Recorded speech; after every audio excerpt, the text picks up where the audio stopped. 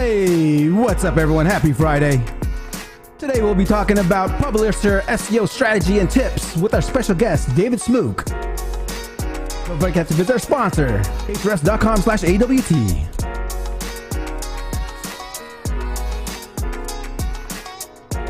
See a few of you out there. Don't be shy. Say hi in the live chat. Let me know where you're from. All right. Getting things a little ready here. David's already in the back waiting for us. He's ready to talk SEO and his journey. If you haven't known, David's like a brother from another mother.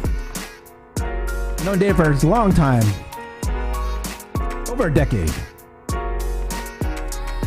All right, let's see here. Let me make sure I have all our... Can't see.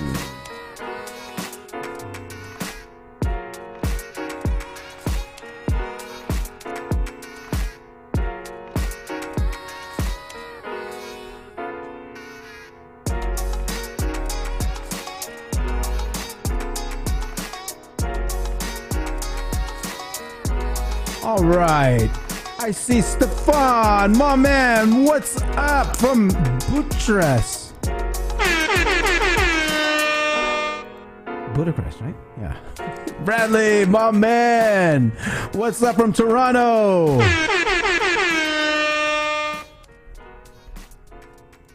All right, guys, we got like about 5.5 minutes to go. Don't be shy. Today's topics, we'll be talking about publisher SEO with the CEO of HackerNoon.com, David Smooke.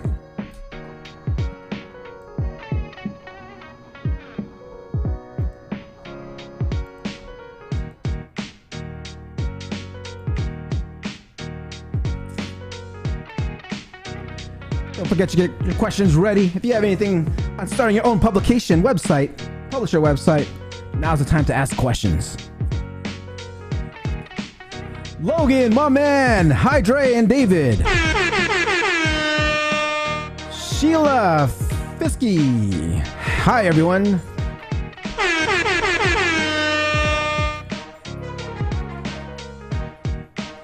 Susan. Happy Friday, fellas. Happy Friday, Susan. All right, guys. Today's topics, we'll be talking about publisher SEO strategy and tips with our special guest, the CEO of HackerNoon.com, David Smooke.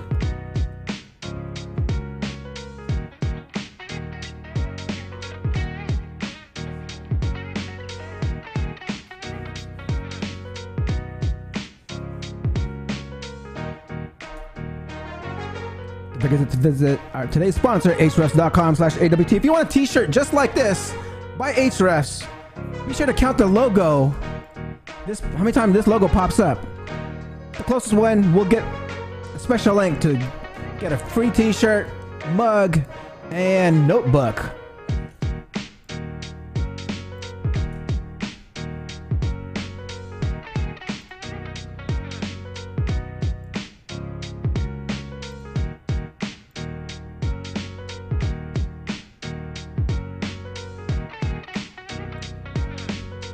All right, guys. Oh, David Smooke is in the live chat. Let me know. Let me get one of those shirts. You got one, David. All right. Again, today's topics, we'll be talking about publisher SEO strategies and tips from someone that has millions of backlinks, tens of millions of internal links, over 25,000 authors, and more.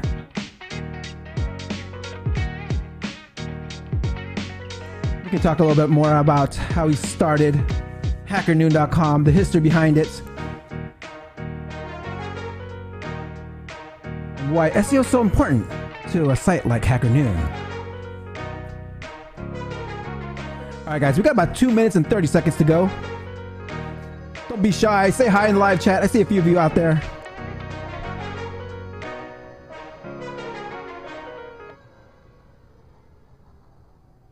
All right.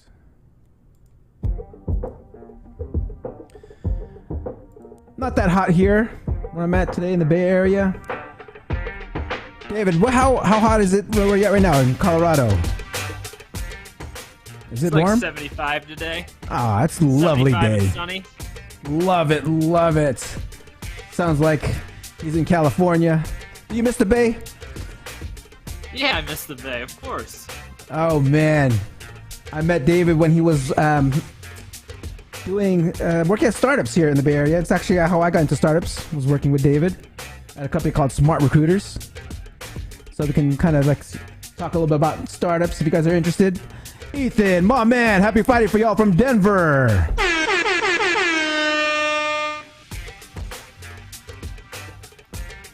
Is Denver, Colorado, is that near Edwards? That's not near Edwards, is it? It's like 2 hours away.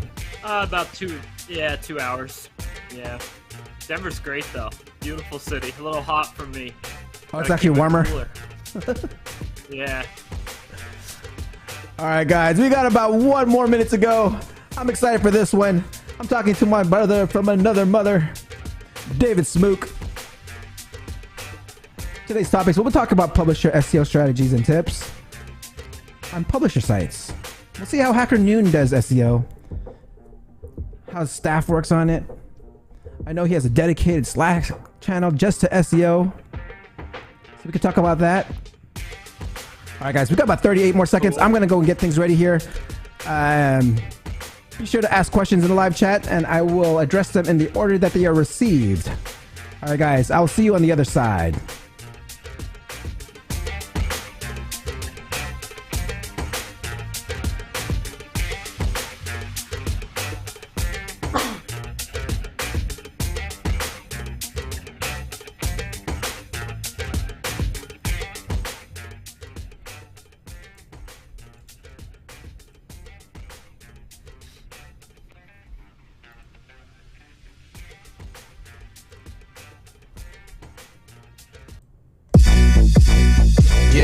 Hey, time to get it started, no delay, let's work. Wanna see you be an SEO expert. Paul Andre De Vera, steady dropping knowledge. Over 15 years in the game, so he knows all about it. Master the art of SEO, you will be amazed. Time to get your brand off page to on page. Dropping knowledge, legendary for sure. Whether you're just getting started or self-employed entrepreneur. Yeah, let's go. Subscribe to the SEO Video Show. Hey! Hey, welcome to another episode of the SEO Video Show, where SEO is alive and fun. My name is Paul Andre De Vera, aka Dre, and I curate SEO videos released in the past week into about 1 minute clips. Before we get started, let's say what's up to everyone in chat. I see Ethan, David, Sheila, Susan, Logan, Stefan, Bradley. What's up, everyone? Please don't forget to like, subscribe, and hit that notification bell. Now let's get on with the show. This is Ted DiBiase, the $1 Million Man. Why do SEOs love the farmer's market? Lots of organic content.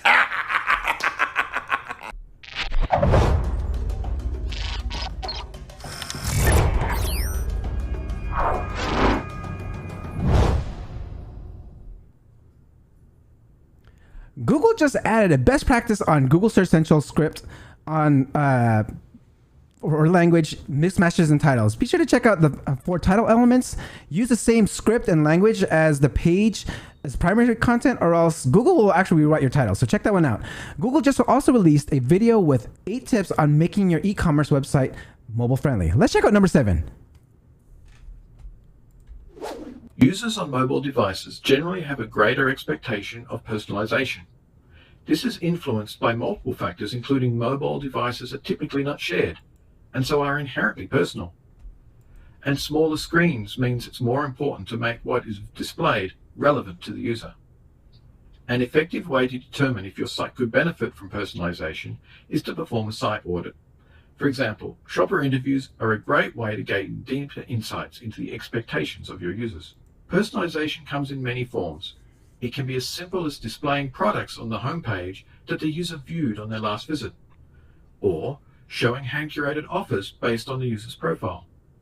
Personalization can also be advanced using AI-driven recommendation engines based on user actions on the site. There are many great personalization and recommendation products on the market today, including from Google. Personalization often benefits from remembering users. Use of cookies is a common way to remember a user's tastes from a previous visit. How many of you are doing personalization? In the B2B space, we do it all the time. It provides a great user experience, and our website metrics are solid. Whether you believe lower bounce rates or time on site and pages per visit help SEO, you're still providing a higher converting experiences. Okay, we are all fans of schema here on the SEO Video Show, and we have Bill Hartzer to give us the latest on schema. Google has actually created an author markup help guide. We know, marking up and basically telling the search engines through schema markup who authored an article is helpful, because especially if there's an author like myself who writes a lot and has authored articles, there is now a page, Google author markup, and for structure or article structured data. And so that includes suggestions by Google, for example, including all authors, obviously, of the article in the markup, specifying multiple authors, that there actually were multiple authors, use additional fields that are available to you, and always specify the author's name in the author.name property, and that apparently is fairly key. When you do the markup, you want to be consistent. So Author schema ties in nicely with EAT. I highly recommend checking out the latest documentation on Google Search Central. The link is down below. Okay, another SEO ranking factor we love to talk about here is about entities. Let's check out what another past guest, Ted Kubitis at the SEO Fight Club, had to say about entities this week. There are patents from Google about using entities internally. This definition, defines an entity from that patent as a thing or a concept. They go on to say that is peculiar, unique, and well-defined, discernible. And that's what we've been saying too. They're nouns that Google's AI understands. And so that Google's AI understands contextually. We've been saying that collections of entities form topics. And Lee has this fantastic example of that when trying to show what Google does with entities. Lee will list off a number of keywords. So it'll be like, crust, apple pie, sugar, cook time, stuff like that. And, what's the page about?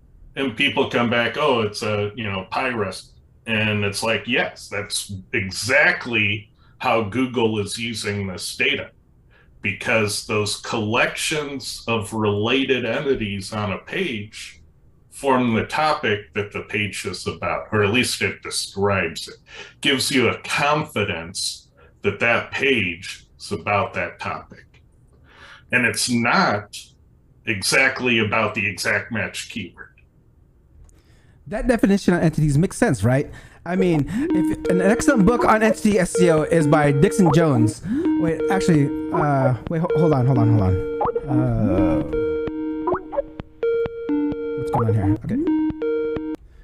Okay. Hey, speaking of the devil, hey, what's up, Dixon? Hold on, let me bring you in real quick.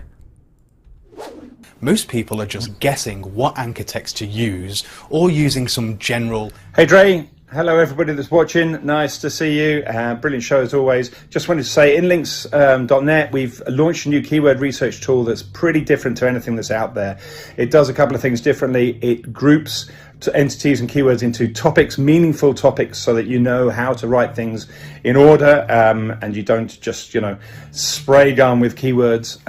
We also use Google Should Suggest to try and reinforce the ideas as well. And then we also bring in verbs to really understand user intent. So instead of, typing in keywords around a house, it'll give you keywords around buy a house, mortgage a house, redecorate a house, all these kind of things. So much better understanding of what the user's looking for. Anyway, hope you like it. Back to you in the studio, Dre. Hey, thanks for stopping by, Dixon. Always cool to have past guests come by and say hi. But do you know what you can do with with entities and what Dixon's new tool? Basically, create an anchor text link building strategy. Okay, let's go into what Matthew Woodward was just talking about and how he shares his tips on interlinking strategies. Let's check it out. Anchor text formula as a rough guide, 20% exact, 50% brand, that kind of thing.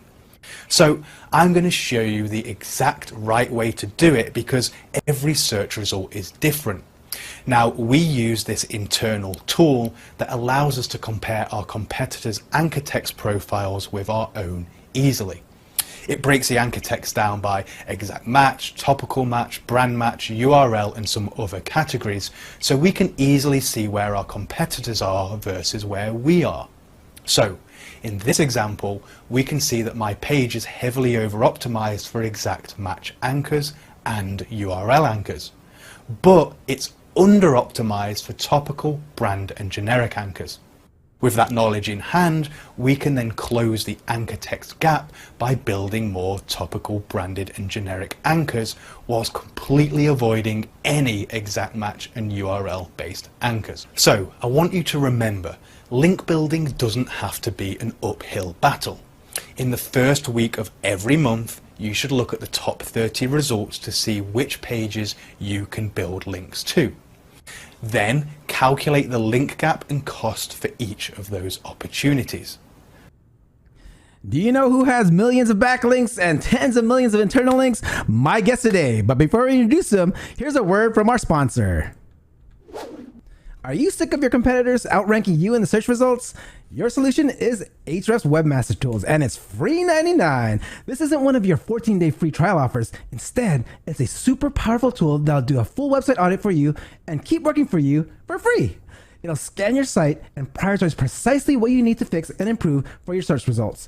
Visit ahrefs.com webmaster-tools for this free tool. Find the link below, and by checking our sponsors, you support this show. Now let's introduce our guest.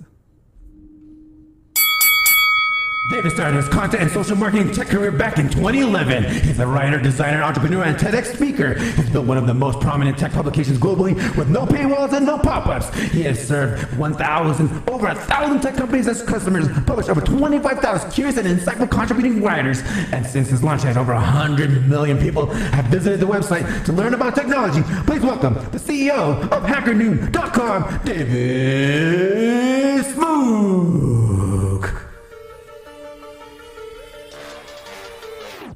Wow! What is going on?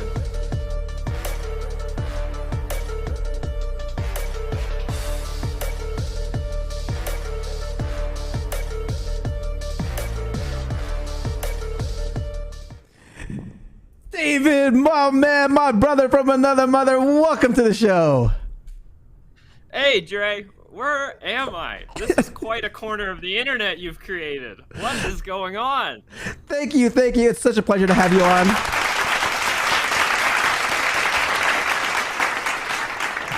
For those that don't know, I've known David for over a decade now. I mean, we're good friends. And, we've also started our SEO careers like very, very early on.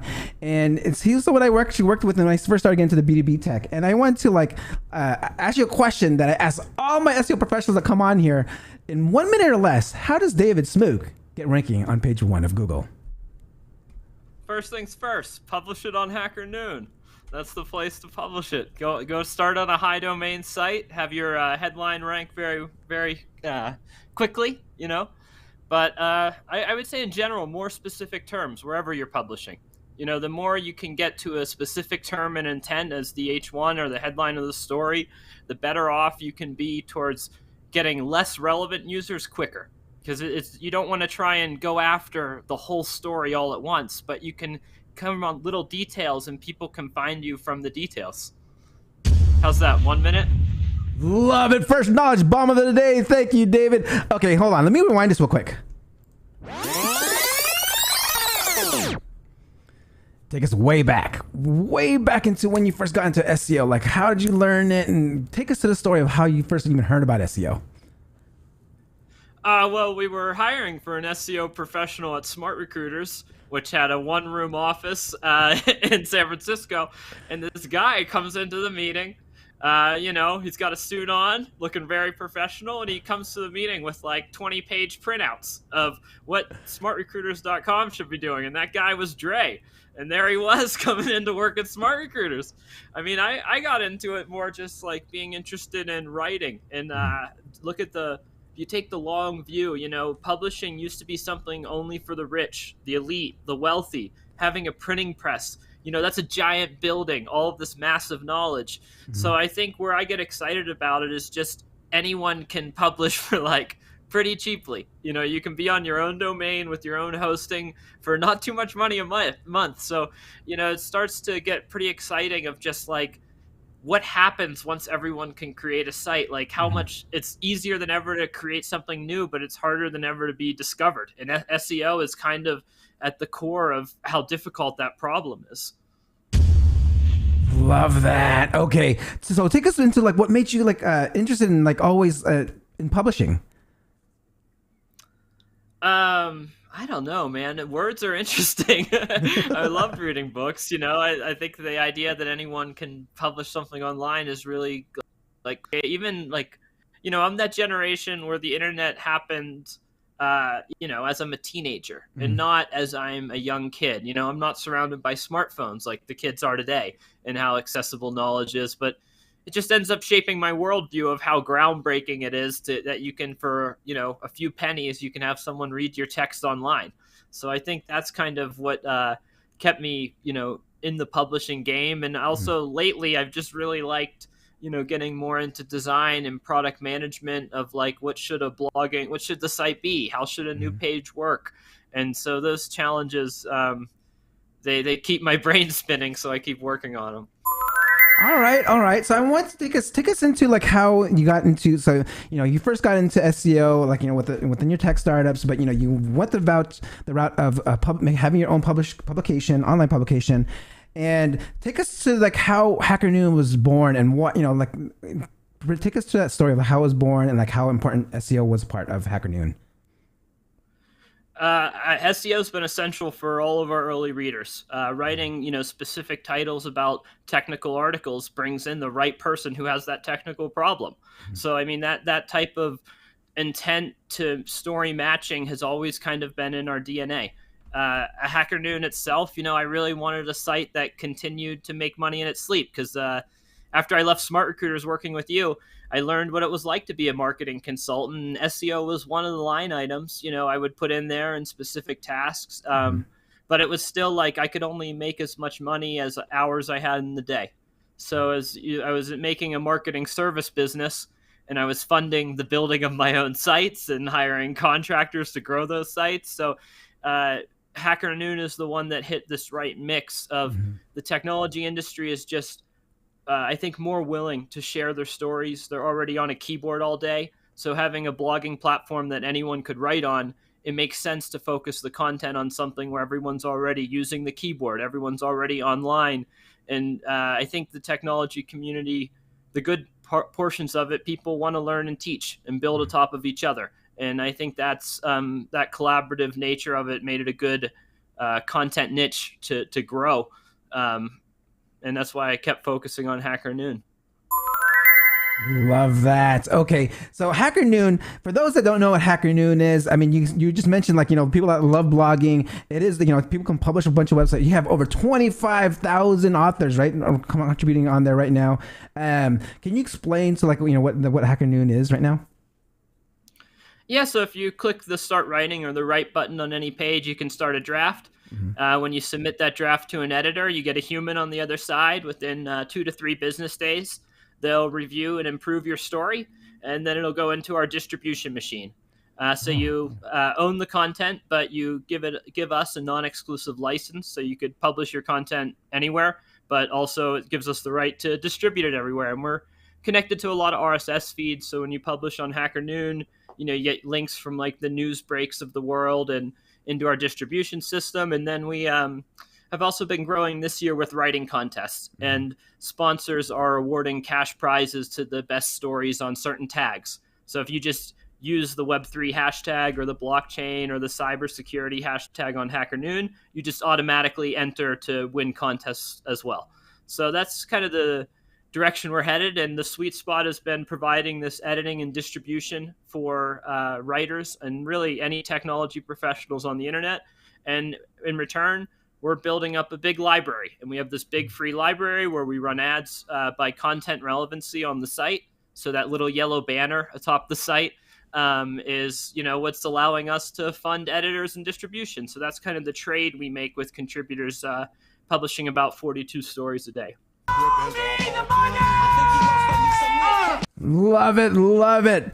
Let's make sure we for those that are watching right now, and we have a lot of SEOs here. HackerNoon.com, if you're especially if you're in this niche, can also help other SEOs, right? Because they can write their and publish their own content and link back to their own sites. I mean, how do you feel like SEOs can actually benefit being a publisher on, or even a contributing author on HackerNoon? Oh yeah, I mean, they should definitely, leverage our high page authority and publish a portion of their library with us. So one way is you could aggregate all your posts together and kind of go for a larger, more all-encompassing guide, or you could pull excerpts out from your larger guides and publish them as standalone posts. And so it's a good way to get a high-quality link back from HackerNoon, and we'll have some control over what links you can use and not use in terms of rules around anchor links and general best practices that our editors are enforcing. But, if you're linking to a specific piece of content and that content is relevant, it makes sense to keep the links in. What we don't support is this general keyword bullshit of, sorry, we shouldn't say the bullshit words, right? That's fine. We want to avoid that, of just putting a link on general words and just get that noise out of here. But, it's rolling submissions all the time. We have editors working in all these different time zones. So there's people online, and we have a few thousand, marketing stories, a few hundred. I checked right before we published 384 SEO stories. So there's, a growing community in business marketing management on HackerNoon, and startups has always been kind of at the core. So there's hopefully we can get you some readers. Love that, guys. If you want a backlink, maybe think about getting on HackerNoon.com, and it's free, right? No, it's free to sign up. If you get as approved writer, just as long as you follow the rules, you're all good to go, right, David? Yeah, free for people, and businesses pay. So businesses will buy the yellow banner atop the site, fund writing contests, and we have a brand publishing program where companies like Heroku will republish all their corporate blogs. Oh. And so if you want your brand to be the author and not to get an ad where you have your brand's social links, your brand's call to action, you can check out our brand publishing program. Oh, interesting. Be sure to check that out, guys. Okay, so I wanted to go into, but before I get into some tips that you've learned throughout the years of having HackerNoon, when you cursed on the show right now, you actually reminded me of an interview you had with McAfee, right? How was that interview? Because I was when I remember watching that, it was a pretty crazy interview, guys. I think I put the link in the description so you guys can check that out. David actually interviewed John McAfee before he passed, and it was a very interesting interview. How'd you feel in that interview? Well, what was the question? I mean, how was your experience with that? Because it was. He was all like, "Hey, this mother was smarter than so smart that you shouldn't be interviewing him." It's super fun. But it actually started. First, we connected, and the Zoom wasn't hitting record. And he pretended to be talking. He was and he was just mouthing words without saying anything. And he was just totally messing with me. Oh. And then eventually we opened up a new Zoom and started talking. But he was really the only requests I got, because he was looking for interviews, and he wanted HackerNoon came up. And his only request is that we tell him nothing of the interview beforehand, and that we start recording right away. And so, it was thrilling, actually. He's just such a character. And it's you're there, but you're not there. You're still on the other side of the screen, so you're not quite picking up all the things you pick up in person. But it's still just wild that he's reacting to what you're saying as you're picturing, all the different funny commercials he did, and the Netflix documentary, and just these larger than life people, and it's fun. Love it, guys. If you want an entertaining interview, check out that one with David Smooke and Mr. McAfee over there. I want to go into now what there's a lot of people came on here to listen about or watch was some of these publisher tips. And what are some of your biggest SEO learnings that we've started when you first started HackerNoon? I mean, I know you have, you actually have a few SEOs on your team, right? That actually help you with certain things. You have a Slack channel that goes on. I mean, like with SEO, I mean, what would be like your first tip for media publishers? Well, we don't have anyone full-time on SEO. We do have, we've worked with contractors before, and we really try and make sure all of our editors understand the best of it, and then our software developers as well. So we build our own content management system, so it's not as simple as we run SEO by using people's plugins and plugging in different tools. Mm-hmm. A lot more of it is like deeper integrations, like we had to build our own kind of dynamic sitemap generator. And it was okay, whenever we prioritize software development, SEO is one of the things we consider. And one of the bigger moves for us as well was building an archive and having, if we're publishing 40 stories a day, it's useful to not just have stories by subject matter, but also by time. And so by organizing our stories in more different ways, and you can get to a page of everything that was published on May 4th, that's something that people are interested in if they want to go back and look at what happened on May 4th in this industry. So it's good for machines and humans, which is always a sweet spot that I try to optimize, building a content management system for, is like, if you can have projects that are just for machines and best practices, but they're going to have diminishing returns because it's always people first. And it's like, if you're not spending all your time building for the reader and the writer, maybe you're not using your time as well as you could be. So trying to find those spots where you prioritize projects that are the best for your site visitor as well as the best practice in SEO. Love that. Okay, so I wanted to go into more because you actually talked about even earlier about in your 1 minute, you talk about RSS everywhere. Like, can you explain a little more, like how does RSS relate to HackerNoon? Well, despite the best efforts, I think RSS continues to remain very, very important. Mm-hmm. I think it's how a lot of people still get their content, and then how content gets curated 2 and 3 degrees removed as you enter the different types of readers. So it's just a good way to organize content published by a specific feed over time. So with HackerNoon, every single tag gets its own RSS feed. So we've published 35,000 different tags. Every tag has a feed where we can now distribute that content to a new place where that specific content matches. So if you're on the blockchain tag, it's more general, but it means it's a blockchain story and not a software development story. So that gives it a better, more curated niche. So if people's looking for that type of content, they can get the more specific tag, which is helpful because then that builds out our email system that's connected to our content management system. When you sign up to HackerNoon and you get the tech brief and you choose your 8 tags, that's how we're distributing you future content because we're learning what you like, and then we're connecting the tags. So, and then with RSS, you, as a publisher, you can go on all day looking for more RSS partnerships and more places to continue to put your content. So then when we hit the publish button, we want it to automatically go into as many relevant feeds on as many relevant sites as possible. So over time, we're trying to build up, partnerships with Dig. Even Dig is coming back. Wow. We're there, distributing content. But our RSS is just very useful for getting to specific niches. Love that. Okay, so you said you make some partnerships. I mean, so what's kind of your outreach? I'm like, hey, can you syndicate our content and have it? Because I mean, I see the power of that, right? I mean, I know there's some people that watch the show here that also will kind of go extreme on RSS distribution. But what is your way? So if someone that wants to start a media site and getting their RSS picked up by other publications or stuff like that. Well, if you want to be picked up by the most publications, a lot of it happens organically. If you get more readers, more RSS feeders know. So that's kind of the best thing when they're actually coming to us. But we reach out to them as well, and we're like, hey, we like this. Can we get listed there?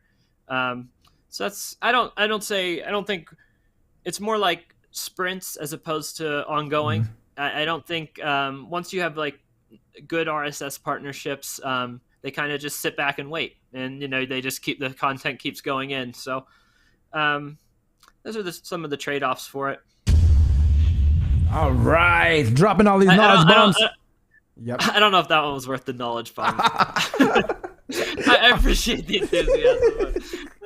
All right. Okay, I'll take that one back, guys. I take that knowledge. I never took a knowledge bomb back, but it's requested by our guests, so I'm gonna take that one back. All right.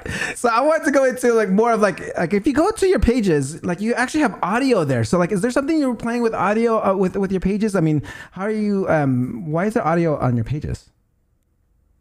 Audio's fun. Isn't that how some people are listening to this right now? Audio is like, hey, how is your story accessible? If your story is truly accessible, it's everything. It's text, it's video, it's audio, it's a movie. Like, it's like the whole package. So I think if we say we have this large library of technology expertise, almost 100,000 stories now. I mean, that is something that if you want to distribute it and make it more accessible to someone who currently can't read on the screen, but they could listen to it, or they want to listen to it as their hands do something else. There's just a large group of people that you're missing out if you don't have the story accessible in audio. So we looked at kind of the market of different tools to plug in, but we decided to build our own tool and use the Google translation. Basically, we're connecting with the Google Voice API, and then the rest is kind of built with us. So it's something where we have to absorb a small cost per API call. And then I'm betting that improvement to the content will bring, more traffic, more listeners, more readers. And then we've also sold a couple ads. The machine reads the ad. So we go into our admin, we type in the text that they want, and then the machine reads it, and it'll read it in the same voice that the story's read in. So it's also a revenue stream for us, but I think there's an upfront cost to get all of your stories, and we do 4 voices too, so you can kind of have man, woman, different ethnicities, so you can kind of hear an accent that's more familiar to you, which is a little, you don't need all that, but it is a nice. I would recommend having it as a publisher. And as you get, I was reading that, the video in the beginning about personalization. Yeah.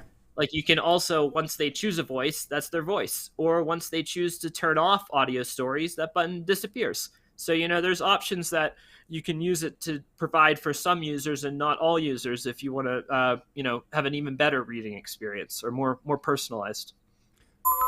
Love that. And I know that this is actually adding like even more like time on site, and they're listening to it. Say they don't even have to like be on the page, just play in the background, and they're on your site, right? Time on site was over 2.5x. So if you click that button and you listen to the story, it's you're expected to spend 2.5 times the amount the average user. Oh, love that.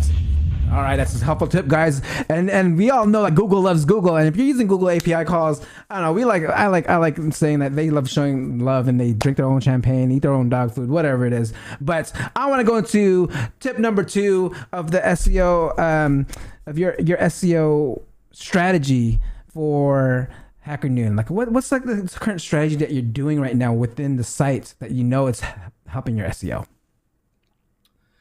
So how a HackerNoon story works, you have 8 tags on the story. So we're running on a tag system to create, kind of that intermediate page. The story page itself is 80 to 90% of the traffic. So it's people reading stories, is, what's happening all day. So the story page becomes the most important page.